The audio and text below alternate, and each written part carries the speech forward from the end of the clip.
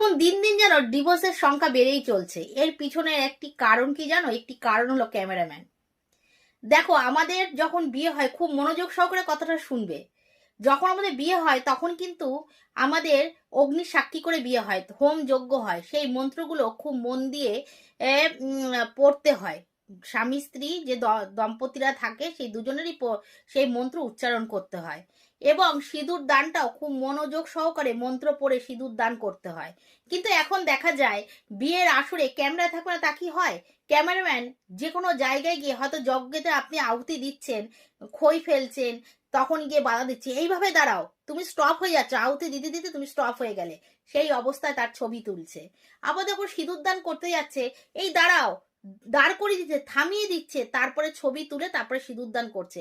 মানে প্রতিটা অনুষ্ঠানে কিছু না কিছু বাধা দিচ্ছে। বর ঢুকছে, দাঁড়াও, বরণ করতে যাচ্ছে, দাঁড়াও, আগে ছবি তুলে নি। এই করতে করতে যে কোনো একটা শুভ অনুষ্ঠানে খালি বাধাই বাধা।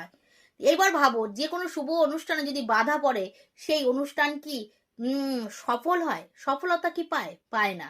হ্যাঁ, তাই বলে তোমরা অনেকে বলবে, তাই বলে কি ছবি তুলবো না, ক্যামেরা হবে না? হ্যাঁ, ক্যামেরাম্যানকে বলতে হবে, তোমরা আমাদের বাধা না দিয়ে ছবিগুলো তোমরা তোলো, আমাদের কোনো কাজে বাধা দিও না। আর তোমাদের বলি, যারা নব দম্পতি হতে চলছো, তারা একটু মনোযোগ সহকারে বেদ মন্ত্র উচ্চারণ করে বিবাহ সম্পন্ন করবে, দেখবে তোমরা জীবনে সুখী হবে। আজকে আমরা এই জিনিসগুলো না করে বাইরের সব জিনিসগুলো বেশি পালন করছি, দেখানো দাড়ি বেশি করছি, এই জন্যই কিন্তু আমাদের মনের মিল হচ্ছে না। ওই যে বলে না, তোমার হৃদয় আমার হৃদয়, আমার হৃদয় তোমার হৃদয়, মন্ত্র যে আছে সেটা কিন্তু মন দিয়েও বলি না, একটা বলতে হয়, তাই জন্য বলি।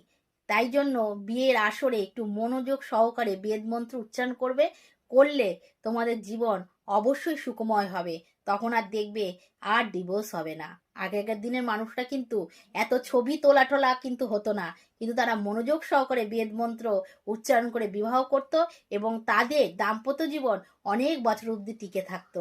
তাই জন্য সবার কাছে অনুরোধ, যারা নবদম্পতি বিবাহ করবে তারা অন্তত এইটুক খেয়াল রাখবে যে তোমরা যেন বেদ মন্ত্র সঠিকভাবে এবং মনোযোগ সহকারে সেইগুলো উচ্চারণ করো, তাতে তোমাদের জীবন মঙ্গলময় হবে।